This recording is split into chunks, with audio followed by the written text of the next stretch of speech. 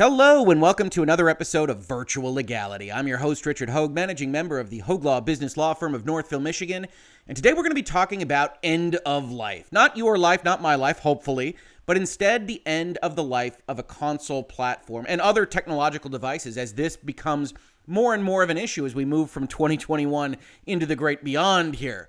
But if you haven't been following the news, Sony and their PlayStation product line has made some pretty important announcements. They are closing the PlayStation Store through which you can buy digital products on both the PlayStation 3 and the PlayStation Vita. For perfect clarity, one thing that I would say is they have said that they will continue to support downloads of things that you've already purchased from those stores for at least some time into the future. But for right now, important aspects about the PlayStation 3 and the PlayStation Vita are closing, and I think at bare minimum, it reminds people that are at all invested in any digital ecosystem, not just a Sony PlayStation one, that these things all have some kind of specified time frame.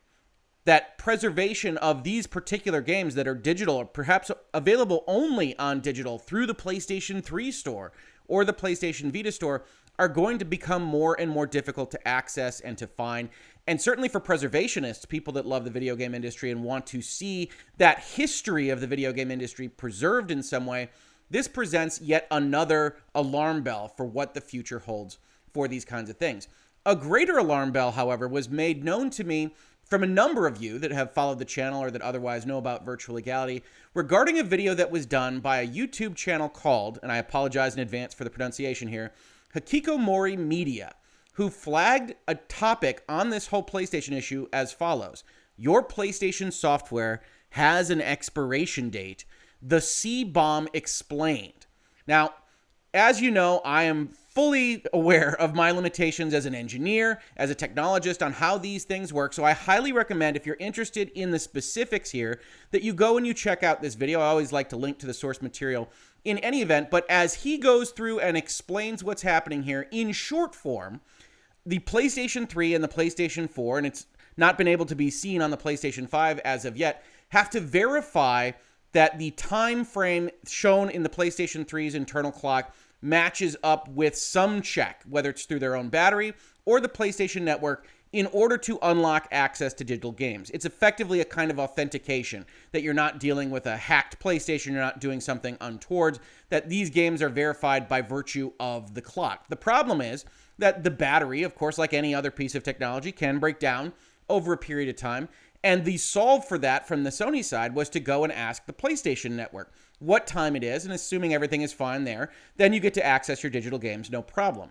The issue is, with announcements like the store closing, it is known that at some point PlayStation Network support for these various generations of consoles, the legacy of Sony manufacturing, is likely to be ended at some point in the future as well. When that happens, if you don't have your battery working, if you don't have PlayStation Network access, this little green unlock sign turns to a locked sign. And again, we're taking this on face because there's no real reason to lie about these kinds of things, but you have to take it with a grain of salt. I'm not the right person to ask for verifying this type of technological issue, but if it is in fact as represented, a lot of people are upset. If they bought digital games throughout the PlayStation 3 lifespan, throughout the PlayStation 4 lifespan, in fact, there's a clip on this video that suggests that physical media on the PlayStation 4 also requires authentication of that type. One of the questions that comes up is, what can we do about it?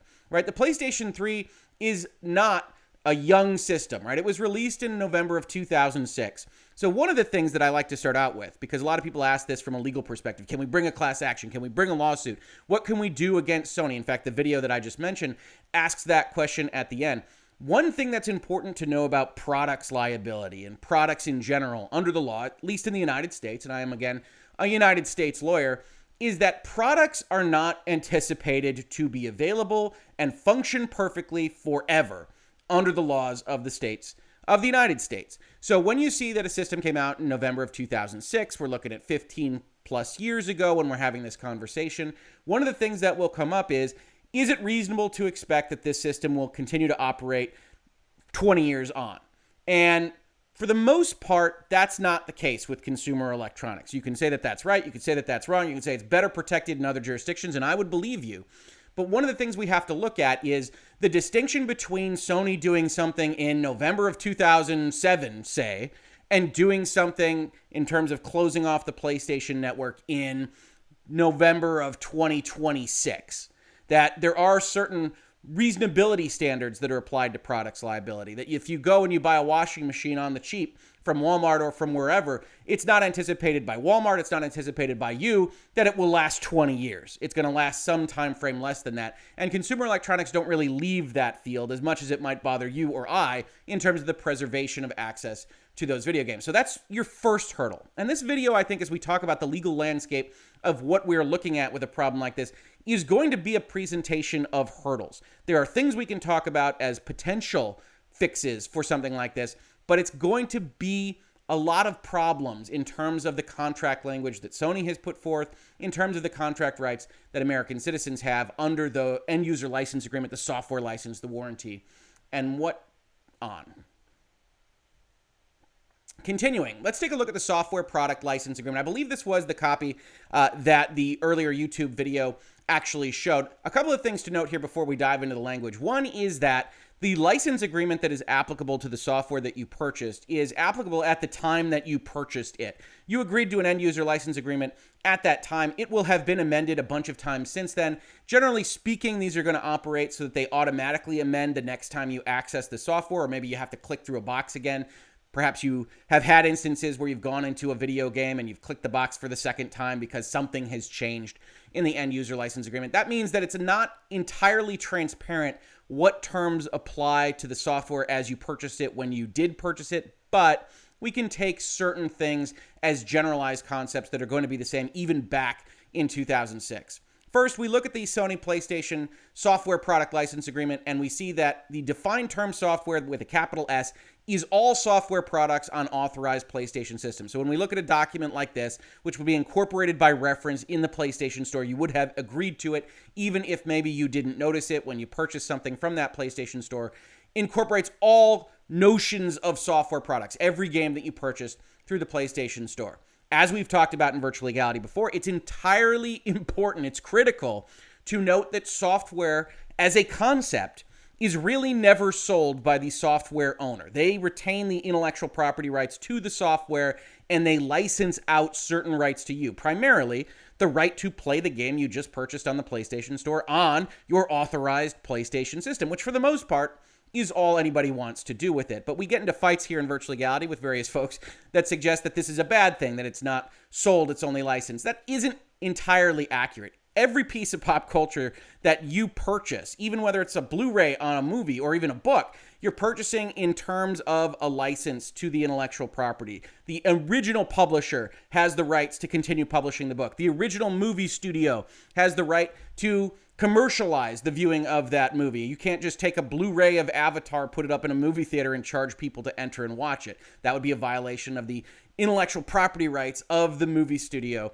itself. Similarly, video games have these end-user license agreements to establish the boundaries around which we describe what it is that you can do with your software. The software is licensed to you, not sold. What do they give you? They grant you a limited, non-exclusive license to use the software for personal use on your PlayStation system to play the game.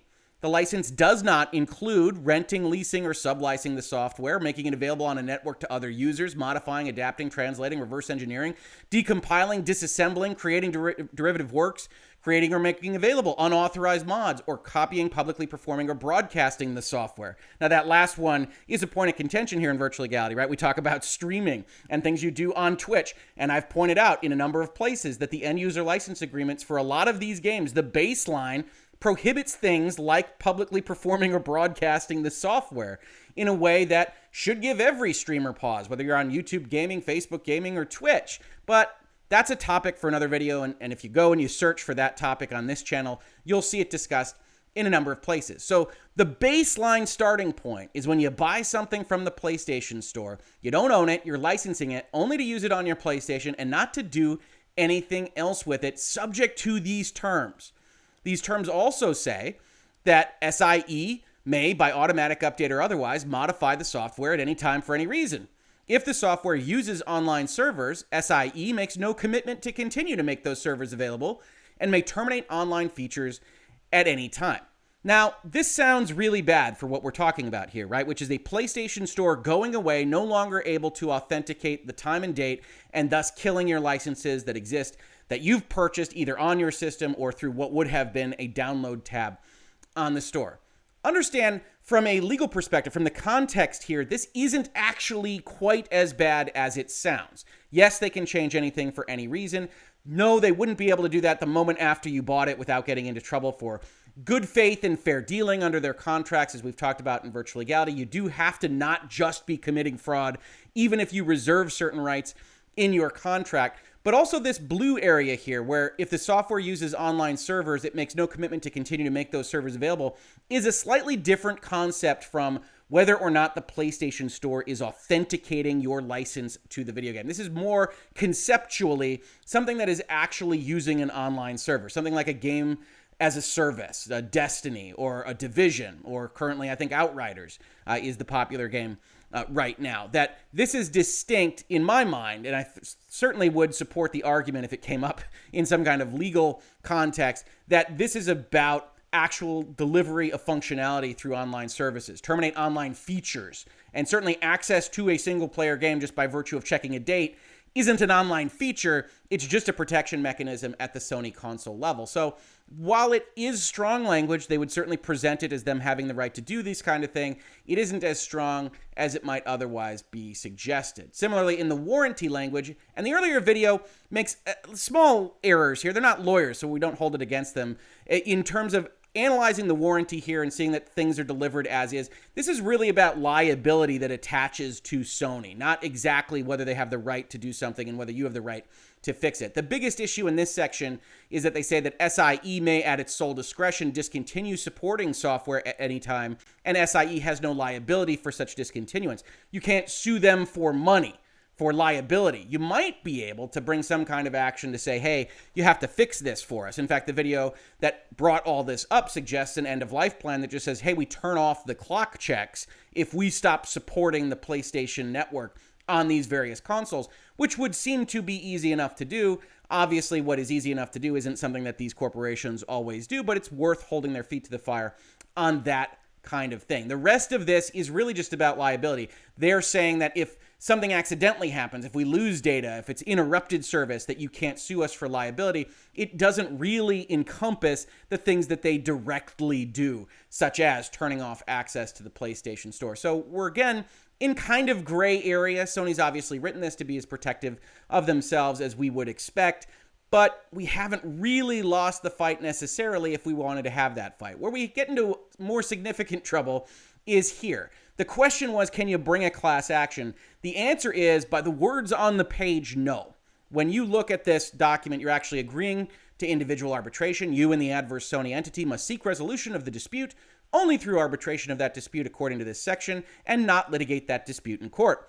Worse, if you're looking to start a class action, is that any dispute resolution proceedings, whether in arbitration or in court, will be conducted only on an individual basis and not in a class or representative action, or as a named or unnamed member in a class consolidated. You also agree, before you do any of that, to negotiate resolution of the dispute for no fewer than 60 days. So they got brakes on the whole mechanism. They force you into arbitration. If you kick it out to court, you can't bring a class action. They've got themselves protected in a number of different ways here, or so they would think, right? We've talked about the Patreon problem before in virtual legality, where because this is a California-based document, you could get them with a number of arbitrations all at once. It would really require concerted effort, and it seems unlikely in this context. But you've got hurdles. That's what I want to impress upon people more than anything, is you've got this black letter language in the contract that says no court cases, only arbitration, good faith negotiation, what we might consider mediation, for 60 days before you even get to arbitration. And if somehow you kick this thing out into court, you can't bring a class action. You all have to bring this action yourselves. And then the question becomes, what is the action anyway?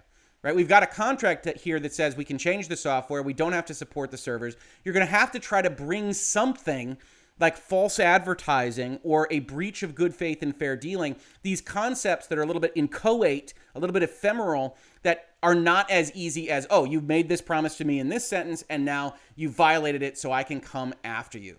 Similarly, in terms of the age of the PlayStation 3, which is what we are looking at here, and the PlayStation 4 would have this argument a little bit less, and the PlayStation 5 obviously significantly less, you see that the warranties on the actual hardware are for 1-year periods.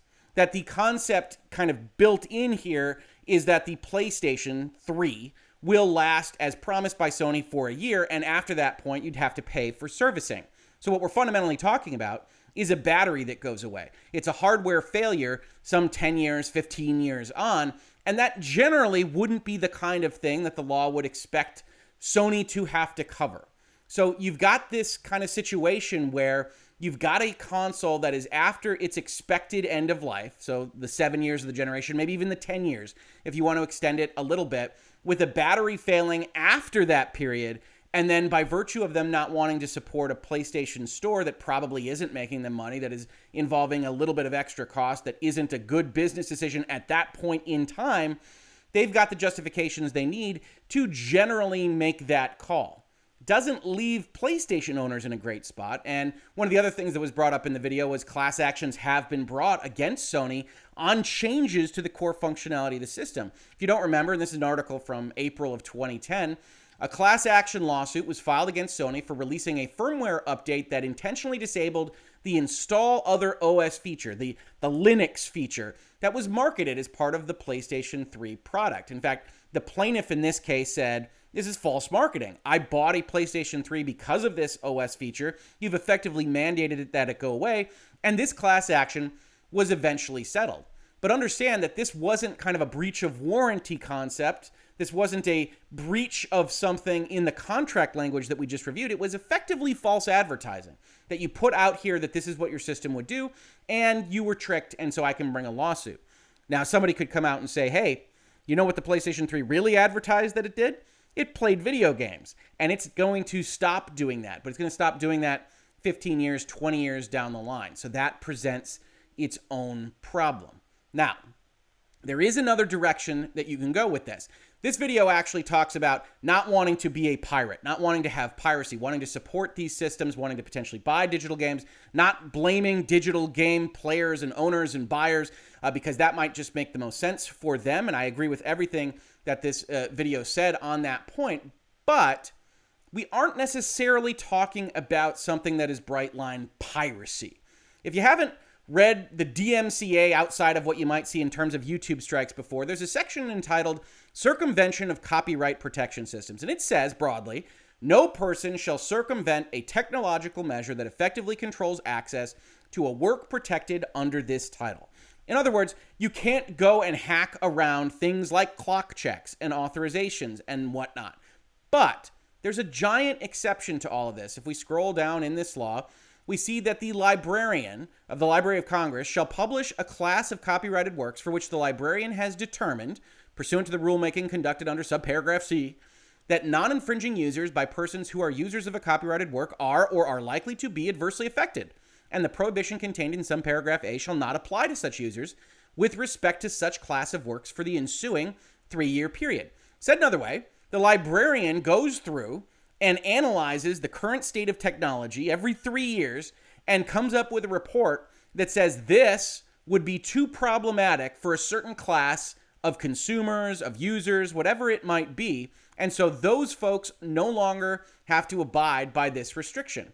In fact, they did it just recently, pursuant to the authority set forth in 17 U.S.C. 1201 A1 C and D, and upon the recommendation of the Register of Copyrights, the librarian has determined that the prohibition against circumvention of technological measures that effectively control access to copyrighted works set forth in 17 U.S.C. 1201 A1A shall not apply to persons who engage in non-infringing uses of the following classes of copyrighted works. What does this list include, among other things? You can see we're already on page 71. Video games. Video games in the form of computer programs embodied in physical or downloaded formats that have been lawfully acquired as complete games when the copyright owner or its authorized representative has ceased to provide access to an external computer server necessary to facilitate an authentication process to enable local gameplay solely for the purpose of permitting access to the video game to allow copying and modification of the computer program to restore access to the game for personal gameplay on a personal computer or video game console. Now, that might sound like the solve that you need. Hey, look, this isn't a violation of copyright. It's not piracy. It's not wrong to just go around and make sure that I can still play my digital games. And morally, ethically, I think you're right, and I think you're reading the concept here correctly, but unfortunately not the letter of the law. Let's go back and look at the discussion that the librarian had on this topic. Proposed Class 23, video games requiring server communication. Many modern video games, which may be played on a personal computer or a dedicated gaming console, require a network connection to a remote server operated by the game's developer to enable core functionalities. So that's the first issue. What the librarian is concerned with here is the game's developer. There really isn't a thought given to this concept that not the developer, not the publisher, but in fact the console hardware manufacturer is something that needs to be thought of in this particular exception to the overall DMCA rule. Before some games can be played at all, including in single-player mode, the game must connect to an authentication server to verify that the game is a legitimate copy. And there are also matchmaking servers, which we're going to ignore for purposes of this conversation. In the case of a game that relies on an authentication server, the game may be rendered entirely unplayable if the server connection is lost. And then they go into the discussion that the various sides had on this. As the record developed, it became evident that the proposal focused on two types of use. One, people who wish to continue to play physical or downloaded copies of video games they have lawfully acquired, referred to in this recommendation as gamers, the players of games. And two, those who seek to preserve individual video games and make them available for research and study, referred to in the recommendation as preservationists, the people that want to have them in a museum versus just necessarily playing them. The ESA expressed particular concern about the potential for piracy as a result of circumvention activities, explaining that if the exemption were to permit circumvention of TPMs, that's technological protection measures, just to add another phrase to the old rulebook here, on video game consoles, those consoles could be used to play pirated video games. Opponents also urged that petitioners had failed to demonstrate cognizable adverse effects, arguing, for example, that the vast majority of games can continue to be played in single-player mode when server support has ended, and that there are other alternative means of playing games in multiplayer mode without a matchmaking server, including by using a local area network. Opponents of these things said, changing the console is problematic because you might pirate something, and hey, most stuff still works in single player. NTIA, which is an agency of the government, supported adoption of the proposed exemption for video games for continued gameplay and for preservation, both for single player and multiplayer. NTIA argued that gamers should be permitted to restore access to a work that they had originally been allowed to use, that they spent money for, that they purchased. With respect to gamers, the register concluded that the record supported granting an exemption for video games, that's the exemption that we just read, that require communication with an authentication server to allow gameplay when the requisite server is taken offline. Again, all good so far, right? But the register also confirmed that the exemption for gamers should not extend to jailbreaking of console software, because such jailbreaking is strongly associated with video game piracy. So, what this actually says, if we look at the words here, is that you are allowed to access the video game to modify it, but not the console. In fact, this is made much more abundantly clear a little bit later on, which says computer programs used to operate video game consoles can be modified without violating the DMCA, solely to the extent necessary for not a gamer, but an eligible library, archives, or museum to engage in preservation activities. Said another way, what this says right here is that video games can be modified. The game itself, you could go in and figure out how to hack it in order to say that you don't have to check for a clock if the authentication server at the PlayStation Network were taken down, but you'd have to figure out how to get in there through the console without breaking the console, and you would have to do it for every single video game because this is an umbrella problem at the PlayStation level and not at the developer level. So I'm bringing this to you as a concept because I think it's important to note that the librarian, the Copyright Office, the DMCA in general is cognizant of issues here with respect to video games. But like all things in the law, it's a few steps late on whatever's happening in the current time frame. So if this is going to be a concern in the future, and I do think this video talking about the CBOMB and the potential closure of the PlayStation Network and all these various things is a few steps early, right? It's reacting to the closure of the store, not the closure of the network or the authentication, but on the understanding that it will happen at some point. That if you think that that will happen at some point, it's worth noting that the Library of Congress, that this process is contemplating the issue, and that one thing that might be better than a class action or an arbitration or a mediation or what you might go through a legal process is actually going and continuing to advocate for changes here in this list of things that should be allowed. That you could say, instead of all this, that something that has passed its end of life, that if the PlayStation 3 is acknowledged as no longer being supported, which we can assume when the PlayStation Network is taken down from access to that console, that when you face that end of life, piracy is no longer a concern for that piece of hardware, that you're not making a cognizable amount of money through its sales anyway, or else you would have kept the network online.